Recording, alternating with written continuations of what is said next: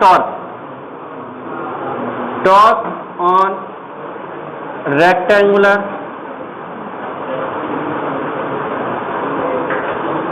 Current loop in magnetic field.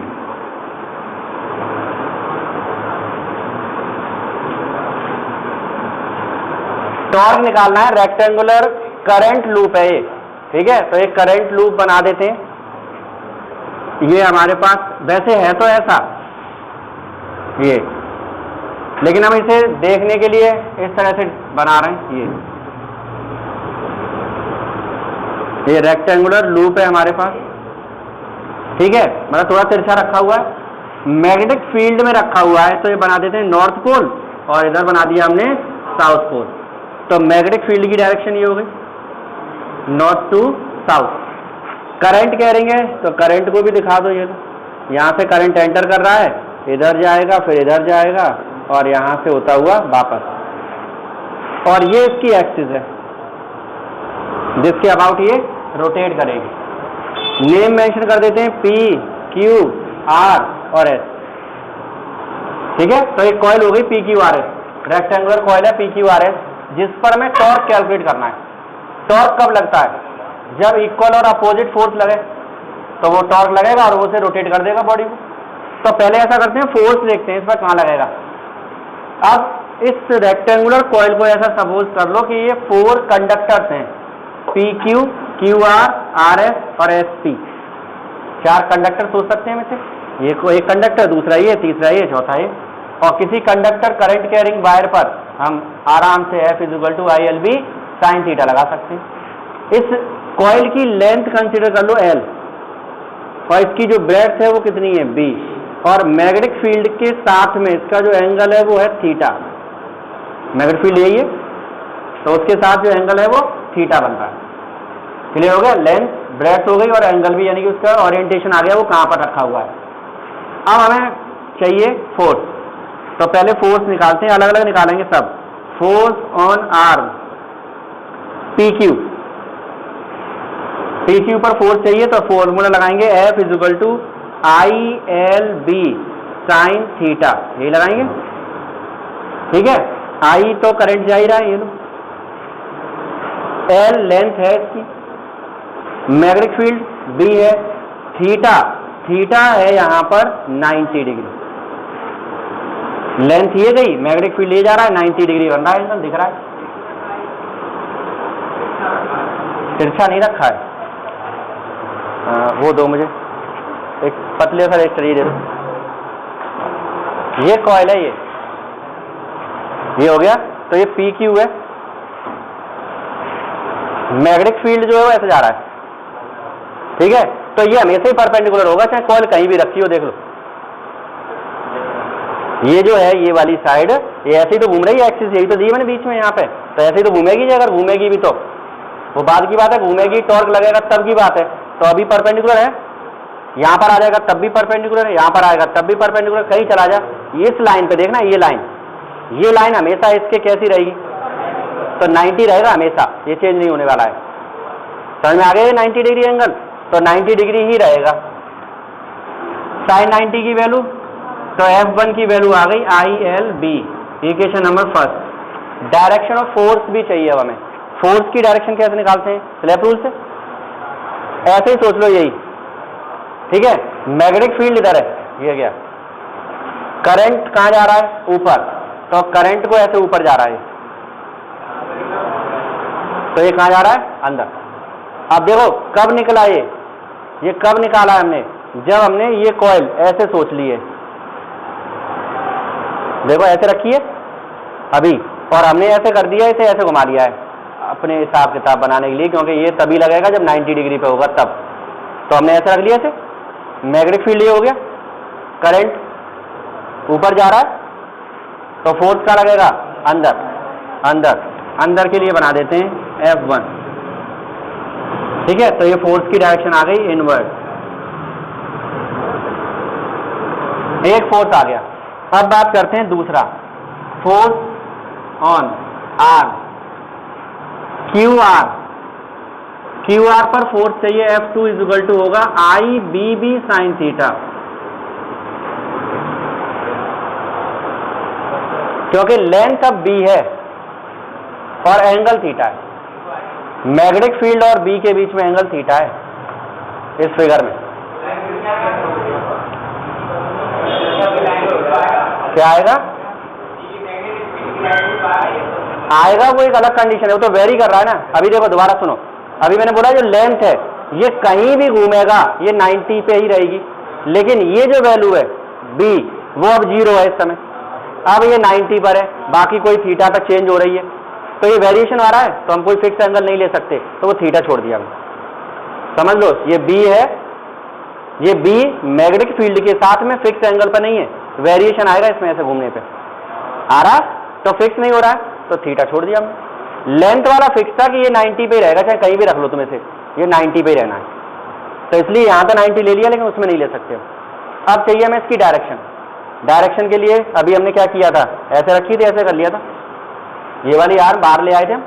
जब ये arm बाहर ले आओगे तो ये करंट कहाँ जाएगा? अंदर। ये वाली आर्म बाहर ले आए, करंट कहाँ जाएगा? अंदर। मैग्नेटिक फील्ड ये हो गया और करंट ये कहाँ गया? नीचे। समझते जाओ इसे, मैग्नेटिक फील्ड ले गया, ये कॉइल ऐसे घुमाइए, तुमने भी घुमाइए ऐसे करके, तो करंट कहाँ जा रहा है? अंदर। करंट अंदर गया तो फोर्स कहाँ लगेगा? नीचे, डाउनवर्ड। यहां से ये फोर्स ऐसे आ जाएगा F2, लिख देंगे डाउनवर्ड। Equation number second. क्योंकि जो फोर्स जो लगता है ना राइट हैंड स्लैब रूल, वो तभी लगता है जब हम क्या हो, ये दोनों परपेंडिकुलर। किसी एंगल पर नहीं लगा सकते हम इसे, तो हमें 90 पे सेट करना ही पड़ेगा बी को। तो समझ गए? फोर्स ऑन आर्म RS के लिए F3 इक्वल टू हो जाएगा IBB sin 90, नहीं ILB sin 90, तो क्या बचेगा? ILB F3। Equation number third. Direction वही कॉइल ऐसे ही सोच लेंगे हम, ठीक है। तो ये करंट कहाँ आ रहा है? नीचे। मैग्नेटिक फील्ड कहाँ है? इधर। करंट कहाँ जा रहा है? नीचे, तो कहाँ रहेगा फोर्स? बाहर, तो ये आ गया आउटवर्ड। अब चाहिए फोर्स। आउटवर्ड को यहां दिखा देते हैं ऐसे, F3। Force on arm.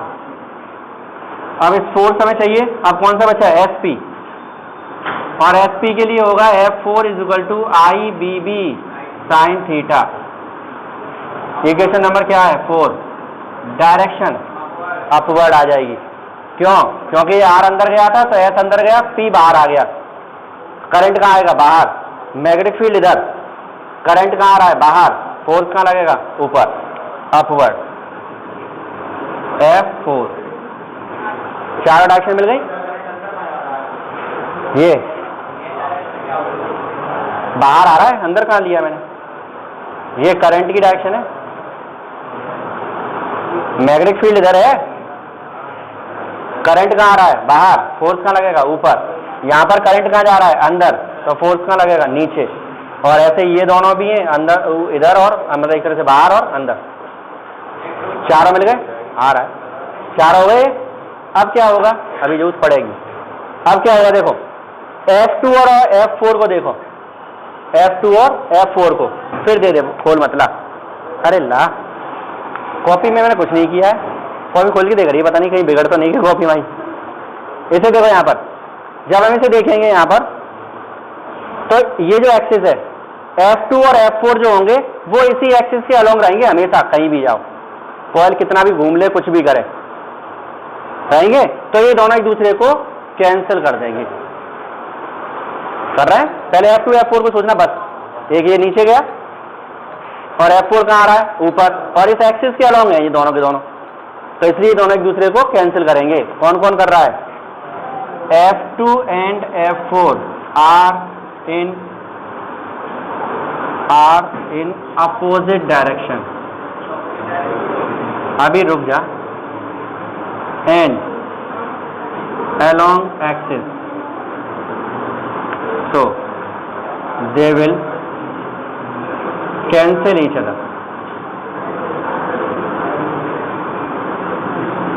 ठीक है, ये दोनों अपोजिट होने से कैंसिल कर दिया।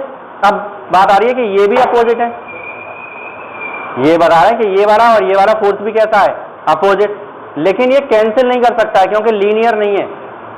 ये फोर्स यहां लग रहा है और ये यहां लग रहा है, तो यही दोनों फोर्स जो हैं वो इसे रोटेट कराएंगे। अब यहां पे एक्सिस हो गई है, अब ये वाला फोर्स यहां से इसे खींचेगा और ये वाला फोर्स यहां से इसे खींचेगा, तो क्या होगा ये,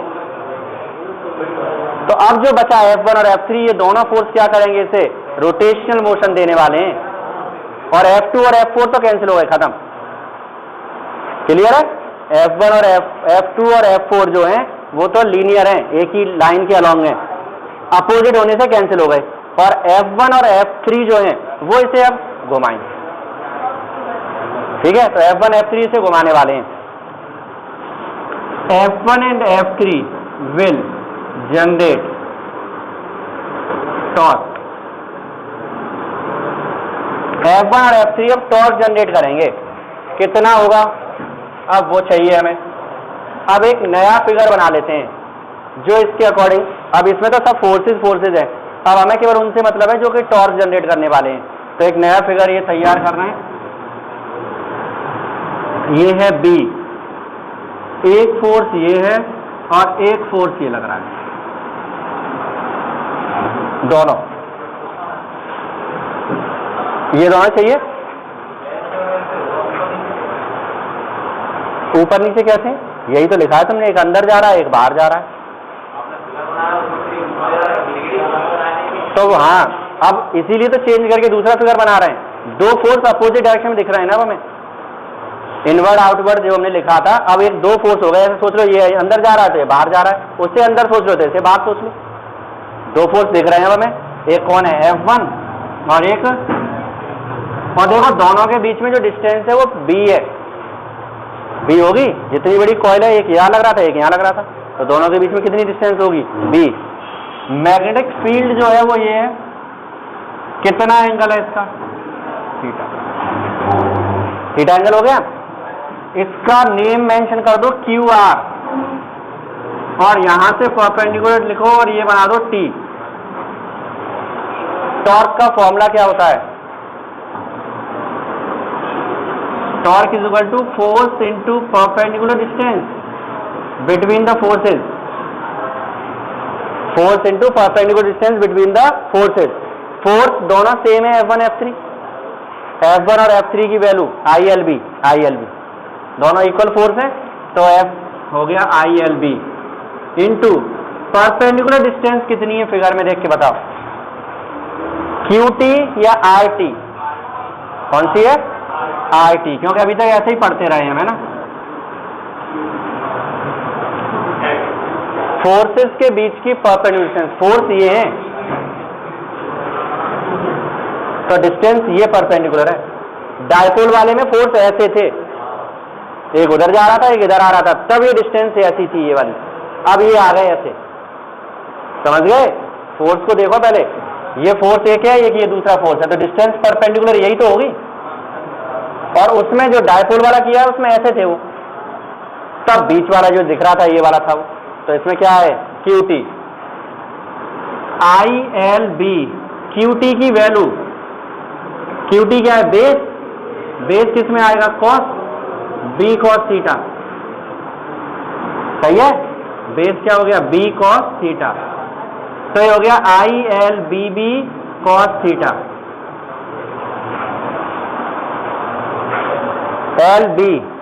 ILBB cos थीटा, टॉर्क की वैल्यू आ गई। ये L इंटू B क्या है, एरिया, तो इसे लिख देते हैं IAB cos थीटा, लिख दिया। यहां तक सही है, यहां पे आके गलत हो गई इक्वेशन, यहां तक सही थी ये और यहां पे आके गड़बड़ हो गई इसमें, और जबकि गलत हमने कुछ नहीं किया, L इंटू B को एरिया लिखा है वो सही है, ये गड़बड़ हो गया, परपेंडिकुलर होता है। अभी यहां तक सही था, ये एंगल BB के बीच में था, तो BB के बीच में एंगल था ये मैग्नेटिक फील्ड और B के बीच में एंगल थीटा था, ये सही है। लेकिन जैसे ही हम एरिया वेक्टर की बात करेंगे उस प्लेन के परपेंडिकुलर चला जाएगा एरिया वेक्टर, तो एरिया वेक्टर कहां निकलेगा, यहां जाके ऐसे इसके परपेंडिकुलर, अब जो एंगल चाहिए हमें, वो एंगल चाहिए कौन सा, ये वाला। अगर हम इसे एरिया वेक्टर में चेंज कर रहे हैं तो ये थीटा चेंज करना पड़ जाएगा। थीटा कितना होगा, ये 90 है, तो ये कितना हो गया, और ये दोनों आपस में, तो थीटा की जगह पर क्या आएगा, 90 माइनस थीटा आएगा। ठीक है, अब अपने आराम से यहाँ पर लिख लेना हिंदी में कि थीटा की जगह 90 माइनस थीटा इसलिए लिखा है क्योंकि हमें एरिया वेक्टर के साथ एंगल चाहिए। नहीं तो घर पे जब पढ़ोगे तो फिर बाद में सोचोगे कि हुआ क्या था, थीटा की जगह 90 माइनस थीटा कर दिया, सर ने गलत कर दिया है, हटाओ थीटा कर दो। समझ गए, ये 90 माइनस थीटा ही है क्योंकि हमें एंगल भी चेंज करना पड़ गया इसके साथ साथ, और वो दिख रहा है क्लियर 90 माइनस थीटा हो गया है। एंगल अब हमें चाहिए ए बी के बीच में, और ए बी के बीच में जो एंगल है ये हमारा 90 माइनस थीटा आ गया। cos 90 माइनस थीटा क्या है, साइन थीटा। टॉर्क की वैल्यू आ गई IAB साइन थीटा। और if number of turns in coil is n, अगर n टर्न्स हैं तो tau is equal to NIAB sine theta होगा। ठीक है, बीच में एक न्यूमेरिकल आया था जिसमें NIA यूज हुआ था जो m था, अभी तक थ्योरी नहीं पढ़ाया है लेकिन आया है। मैग्नेटिक मोमेंट, जैसे डायपोल मोमेंट पढ़ा था, इलेक्ट्रिक डायपोल मोमेंट, ये मैग्नेटिक डायपोल मोमेंट है। क्या है, मैग्नेटिक डायपोल मोमेंट, अभी पढ़ेंगे इसे भी, अगले चैप्टर में आएगा। मैग्नेटिक डायपोल मोमेंट है m। अब जरा फॉर्मूला को कंपेयर करो, ये वही है जो इलेक्ट्रिक में पढ़ा है, P साइन थीटा। P क्या था, डायपोल मोमेंट, वो ये मैग्नेटिक डायपोल मोमेंट बन गया। E वहां इलेक्ट्रिक फील्ड था, मैग्नेटिक फील्ड है, साइन थीटा वही, फॉर्मूला सेम है। Tau is equal to P sine theta ही, अब एक तरह से टॉ क्या बन गया है, MB साइन थीटा। सेम आ गया फॉर्मूला। इसे वेक्टर फॉर्म में लिखेंगे तो m क्रॉस b आ जाएगा, और यहां पर लिखेंगे तो a क्रॉस b, NI जो है वो अलग हो जाएगा और a क्रॉस b आ जाएगा यहाँ पर वेक्टर फॉर्म में जब हम लिखेंगे तब। इसकी अगर कंडीशंस की बात करें,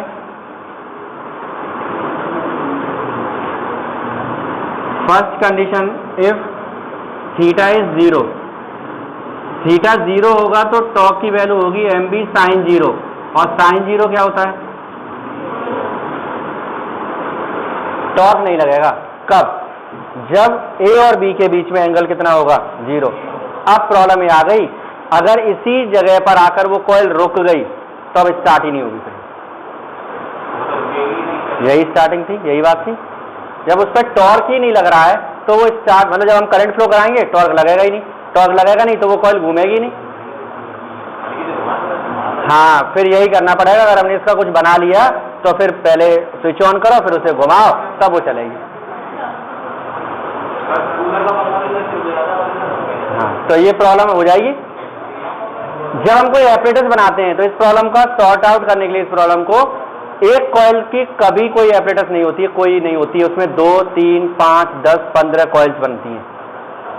अगर पंखे में भी जाओगे तो 3 कॉइल का है वो, तो मतलब कोई ना कोई ऐसी कॉइल होगी जो टॉर्क जनरेट कर रही होगी। एक कॉइल ही तो चली जाएगी जो टॉर्क 0 कर देगी, बाकी 2 कॉइल उसे स्टार्ट कर देंगी, फिर वो घूमने लगेगा। समर वगैरह में तो कई 8-10 पार्ट होते हैं उसके कॉइल्स के, तो वो इसी तरह से वो कॉइल्स अरेंज की गई हैं जिससे कोई ना कोई कॉइल हमेशा मैग्नेटिक फील्ड के परपेंडिकुलर बनी रहे। परपेंडिकुलर क्यों बनी रहेगी, क्योंकि थीटा अगर 90 होगा तो उस कंडीशन में टॉर्क मैक्सिमम होगा। MB साइन 90 की वैल्यू हो जाएगी 1 और टॉर्क आएगा मैक्सिमम। समझ गए बात को, तो वो आंसर क्लियर हो गया।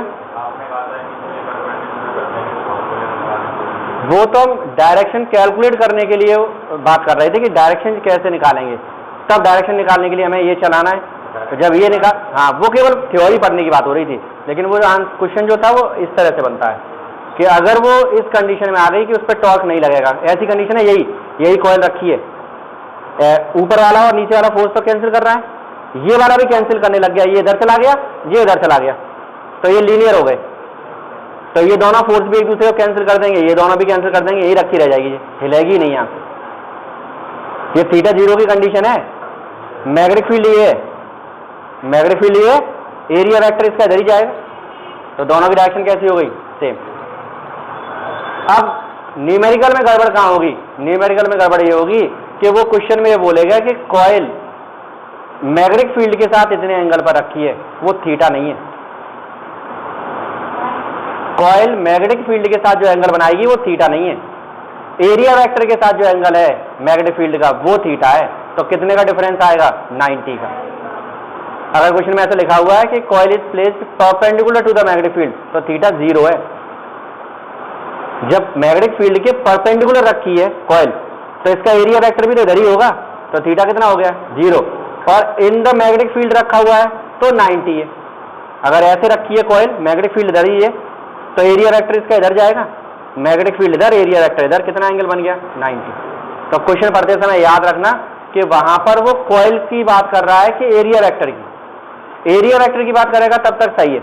लेकिन अगर उसने कॉइल रख दी है मैग्नेटिक फील्ड के साथ में, या कॉइल का प्लेन मतलब वही कॉइल है, प्लेन ऑफ द कॉइल करके बोल देगा, तो भी वो थीटा 90 में से माइनस करके निकलेगा। याद हो गया, न्यूमेरिकल में याद रखना पड़ेगा टॉर्क वाली बात, कि जब भी एंगल होगा टॉर्क कैलकुलेट करने के लिए तब याद रखेंगे कि हम देख लेंगे कि एरिया वेक्टर के साथ है मैग्नेटिक फील्ड या कॉइल के साथ है। अगर कॉइल के साथ है तो डिफरेंस कितने का आएगा, 90 डिग्री। ठीक है, जैसे लिख देता हूं मैं, if coil makes an angle 30 degree with magnetic field, then theta will be 90 - 30 और ये आएगा 60। जो कॉइल है वो एंगल बना रहा है मैग्नेटिक फील्ड के साथ, तो मतलब गड़बड़ है यहां पर। ठीक है, ऐसा हो गया जैसे ये मैग्नेटिक फील्ड है और ये कॉइल रख दी है हमने, और ये एंगल मिल गया हमें कितना, लेकिन हमें बी और एरिया वेक्टर के बीच में चाहिए, ये एरिया वेक्टर है तो ये एंगल चाहिए, तो 90 में से माइनस करेंगे तो कितना आएगा, 60। अब बी वेक्टर और ए वेक्टर के बीच में एंगल आ गया जो हमें चाहिए होता है। ठीक है, तो न्यूमेरिकल वाली प्रॉब्लम सॉर्ट आउट हो गई। गैल्वेनोमीटर को हम 2 पार्ट्स में डिवाइड कर सकते हैं इसे। एक होता है moving coil galvanometer, moving coil galvanometer, इसमें क्या है, मैग्नेटिक फील्ड में कॉइल रोटेट करेगी, जैसे अभी हो रहा था, मैग्नेटिक फील्ड था उसके बीच में हमने रेक्टेंगुलर कॉइल रखी थी, वो क्या करेगी, रोटेट कर रही है, उस कंडीशन में बनेगा मूविंग कॉइल गैल्वेनोमीटर। यही पढ़ना है हमें। लेकिन दूसरा एक और होता है मूविंग मैग्नेट गैल्वेनोमीटर।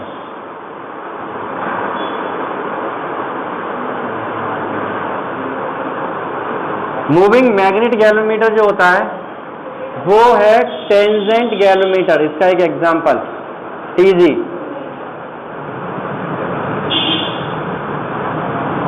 ये इसका एग्जांपल है मूविंग मैग्नेट गैल्वेनोमीटर का। ऐसे पढ़ेंगे नहीं, इसमें क्या होगा, कॉइल के बीच में मैग्नेट घूमती है, कॉइल बना देंगे, सर्कुलर कॉइल बना दी, उसके बीच में सेंटर पे मैग्नेट रख देते हैं। जब हम कॉइल में करंट फ्लो कराते हैं तो मैग्नेट डिफ्लेक्ट होती है, वो बताती है कि करंट कितना या किस डायरेक्शन फ्लो हो रहा है, तो वो है मैग्नेट, मूविंग मैग्नेट गैल्वेनोमीटर है टेंजेंट। ठीक है, तो दो कंडीशन हो गई, अगर कॉइल के बीच में मैग्नेट घूम रही है तो मूविंग मैग्नेट गैल्वेनोमीटर हो गया, और मैग्नेटिक फील्ड के बीच में कॉइल घूम रही है तो वो मूविंग कॉइल गैल्वेनोमीटर है। तो जो हमें पढ़ना है वो ये पढ़ना है, फर्स्ट वाला मूविंग कॉइल, ये वाला सिलेबस में नहीं है, मूविंग कॉइल गैल्वेनोमीटर।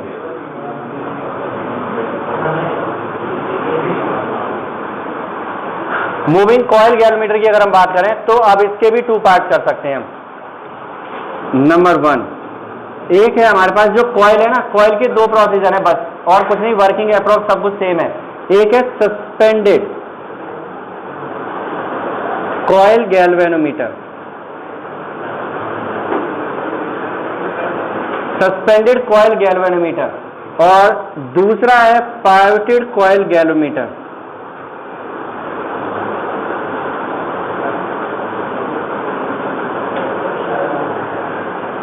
दो है, सस्पेंडेड कॉइल और पाइवटेड कॉइल। क्या है, मैग्नेटिक फील्ड होगा, एक में तो कॉइल को किसी भी एक, ऐसे सोचो जैसे कोई पेच वगैरह है, टॉरिसन हेड बोलते हैं उसे, पेज से हैंग किया है वायर से और कॉइल को बीच में छोड़ दिया मैग्नेटिक फील्ड में, सस्पेंड कर दिया, लटका दिया उसे, तो वो बन गया सस्पेंडेड कॉइल। एक में पायोटेड किया हुआ है। पायोटेड का मतलब क्या हो गया कि कॉइल ऐसे है, उसकी जो एक्सिस होगी उसमें दोनों ऐसे एक रॉड निकाल दो ऊपर से और नीचे से, और फिर उसे ऐसे करके फिक्स कर दो ऐसे, तो इनके बीच में क्या करेगी, ये घूम सकती है।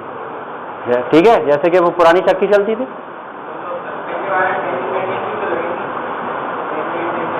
क्या लगे थे किसमें, सस्पेंडेड में क्या लगती है? हाँ वो सब लगेगी, वो अभी बाद में बात करेंगे। मतलब अभी केवल मैंने ये बोला कि फिजिकली उसे देखेंगे कैसे। तो अगर वो कॉइल सस्पेंडेड है, किसी वायर से लटकी हुई है, तो वो हो गया सस्पेंडेड कॉइल। और अगर दो होल्स ऐसे सोच लो, दो होल्स के बीच में पायोटेड है, तो इस तरह से, ठीक है, इसी को जो बोल रहे हैं ना पायोट बोलते हैं इसी को ही। जैसे यहाँ होल कर दो तो उसमें से फंसा दो, ऐसे इधर से फंसा लो, फिर ये घूम लेगा आराम से। तो उस तरह से कनेक्शन सिस्टम बना रखा है, तो वो क्या होगा, पायोटेड कॉइल गैल्वेनोमीटर है। अब दोनों ही समझ लेंगे, जरा जरा सा डिफरेंस है, बहुत डिफरेंस नहीं है। सबसे पहले बात करते हैं सस्पेंडेड कॉइल की, क्योंकि प्रिंसिपल ऑफ वर्किंग सब सेम है। Suspended coil galvanometer, suspended coil galvanometer देखो, इसमें क्या है, मैग्नेटिक फील्ड है ये हमारे पास, और इस तरह का मैग्नेटिक फील्ड इसलिए ले रहे हैं कि वो जो प्रॉब्लम आई थी टॉर्क जीरो वाली, उसे खत्म करने के लिए ऐसे करके मैग्नेटिक फील्ड लिया हुआ इस तरह से। पैरेलल अगर होगा तो वो फिक्स कॉइल के कोई ना कोई, मतलब वो फिक्स ही रहेंगी, सारी की सारी पैरेलल लाइंस निकलेंगी। और जब हम ऐसे बना देंगे तो कोई ना कोई लाइन जो होगी वो मैक्सिमम टॉर्क बनाती ही रहेगी, जिससे कॉइल हमेशा घूम सके। इसलिए इस तरह से बनाए, इसे बोलते हैं रेडियल मैग्नेटिक फील्ड प्रोड्यूस कर रहे हैं हम। कौन सा है, रेडियल। और रेडियल मैग्नेटिक फील्ड क्यों प्रोड्यूस कर रहे हैं, जिससे कि कॉइल पर कभी ना कभी किसी भी कंडीशन में टॉर्क लगे, वो जीरो वाली कंडीशन कभी नहीं आएगी इसमें।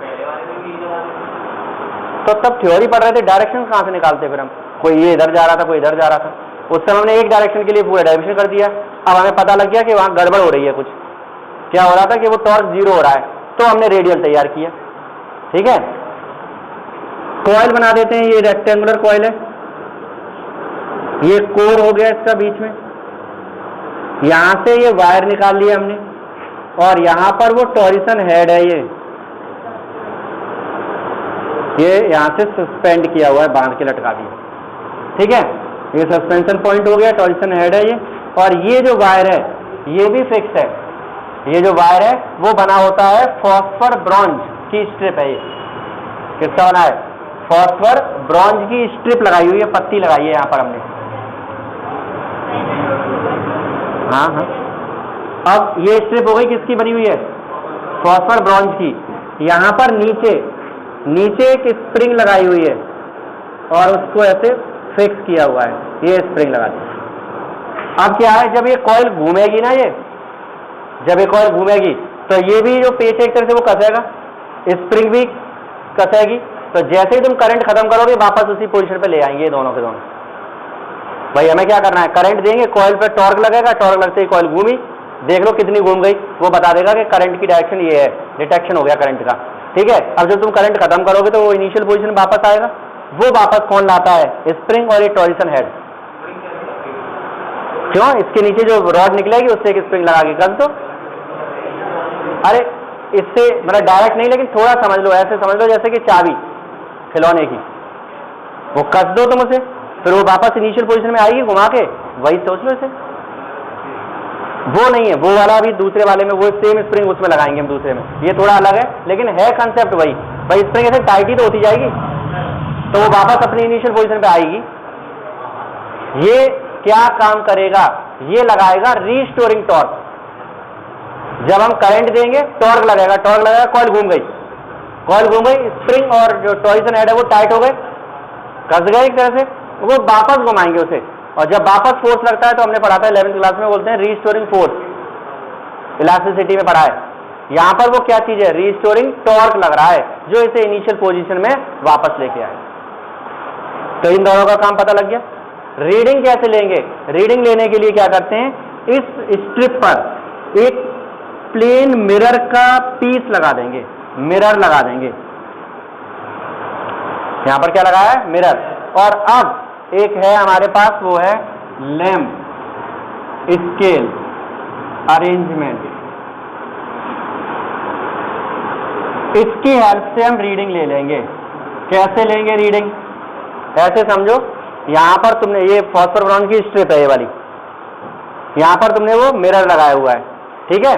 क्या करना है हमें? मिरर बिल्कुल सामने लगा दिया, सामने थोड़ा सा आगे चल के यहाँ पर एक स्केल लगाएंगे, लीनियर स्केल लगा दिया, बीच में 0 होगा उसमें, और इधर 10 1 2 3 4 5 ऐसे दोनों तरफ सेंटीमीटर में स्केल लग गया, और 0 पे ही वहां पर हम क्या करेंगे?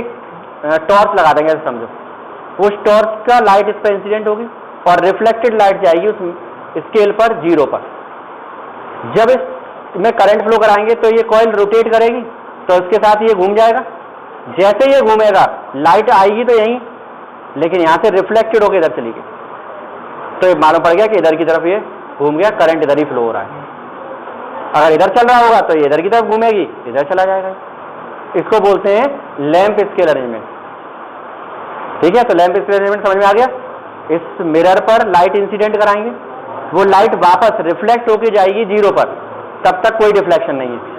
जब हम करंट फ्लो कराएंगे कॉइल में, तो करंट फ्लो कराने से भी हमें मालूम पड़ गया टॉर्क लगता है।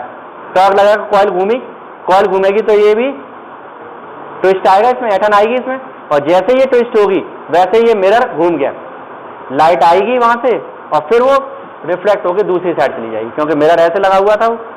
तब तक तो हमें मालूम है कि परपेंडिकुलर गिरेगा तो वापस लौट जाएगा उसी पे, लेकिन अगर एंगल बन गया तो फिर ये रिफ्लेक्ट होकर इधर चला जाएगा, अगर इधर घूम जाएगा तो इधर चला जाएगा। आ गया? तो लैंप स्केल अरेंजमेंट से हम रीडिंग कैलकुलेट कर सकते हैं।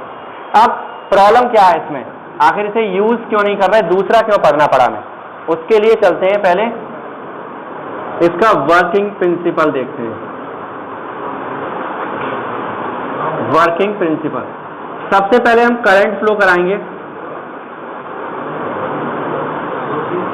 करंट अप्लाई कर रहे हैं तो कॉइल में क्या होगा? टॉर्क जनरेट होगा, और टॉर्क की वैल्यू क्या थी? करंट जैसे ही हम देंगे, करंट देते ही क्या लगेगा? टॉर्क, और टॉर्क की वैल्यू क्या होगी? NIAB sin थीटा, ठीक है। तो टॉर्क लगा, इतने टॉर्क के बाद क्या होगा? कॉइल घूम गई, ठीक है।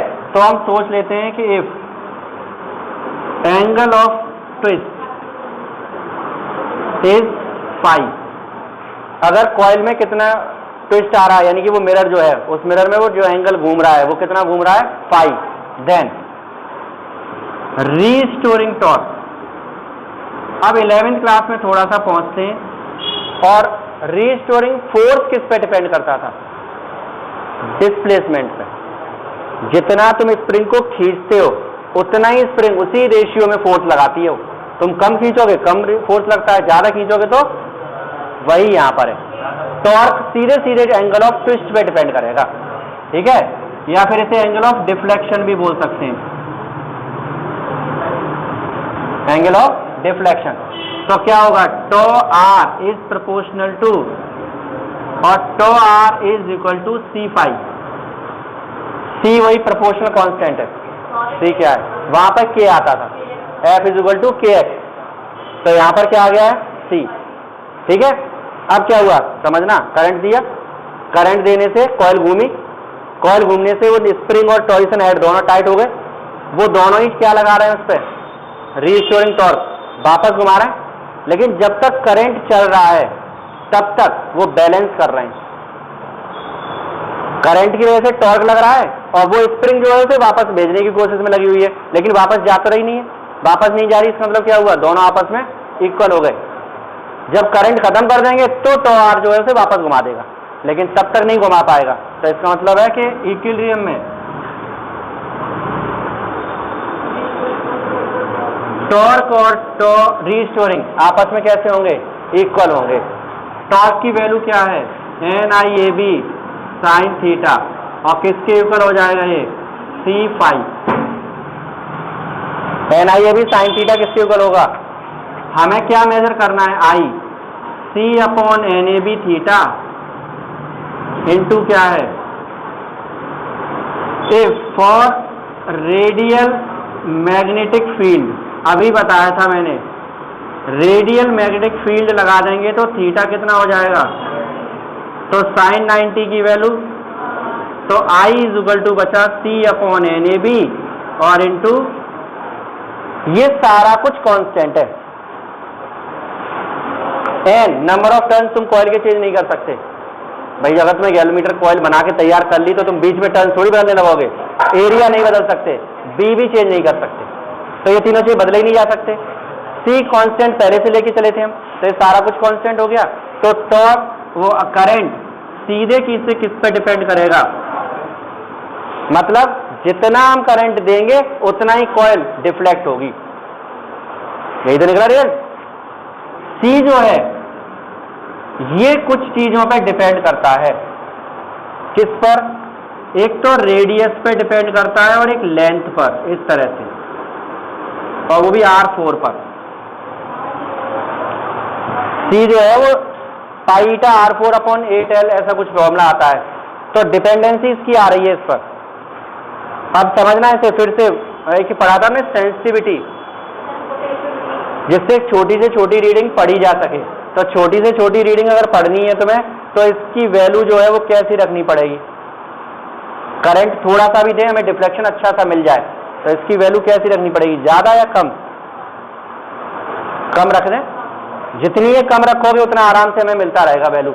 जैसे उसमें पढ़ा था हमने पोटेंशियोमीटर में।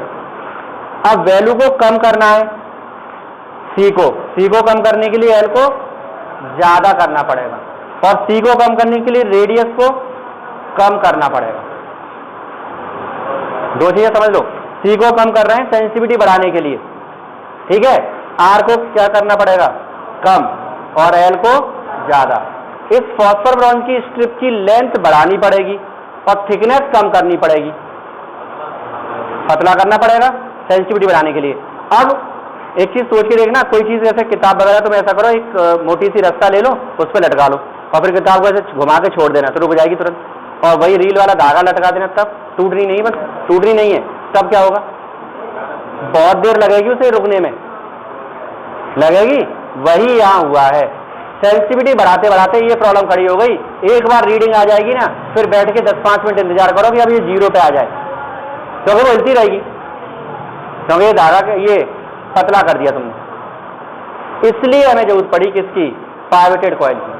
एक रीडिंग कम से कम 5-7 मिनट बाद दूसरी रीडिंग देगा वो, तब तक इंतजार करो कि कॉइल हिलना बंद कर दे। क्लियर हुई बात है?